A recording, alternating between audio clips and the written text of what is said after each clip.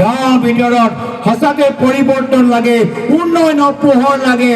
এখন নতুন বৰ অসম যদি আমি গঢ় দিবলৈ বিচাৰোঁ, বিধানসভা নিৰ্বাচনত আমাক বিজেপি আঁতৰাব লাগিব আৰু কংগ্ৰেছৰ নেতৃত্বৰ চৰকাৰ গঠন কৰিব লাগিব। আৰু মই দেখিছোঁ আজি যিদৰে ঢকুৱাখানাত মানুহবোৰ ওলাই আহিছে, ইয়াৰ পূৰ্বে মই বিভিন্ন সময়ত লখিমপুৰ জিলাত আহিছোঁ, কিন্তু ঢকুৱাখানাত আজি যিদৰে মানুহৰ উৎসাহ উদ্দীপনা, এটা কথা নিশ্চিত, ঢকুৱাখানাত অহাবাৰ আমাৰ বিধায়ক হ'বলৈ গৈ আছে। তো সেইকাৰণে শ্ৰদ্ধেয় ৰাইজ, দিন আমাৰ ওচৰত বেছি নাই, কষ্ট কৰিব লাগিব। আপোনালোকে কষ্ট কৰিবলৈ প্ৰস্তুত নে? কষ্ট কৰিবনে? কষ্ট কৰিবনে? আপোনালোকে যুঁজিবনে? আপোনালোকে যুঁজিবনে?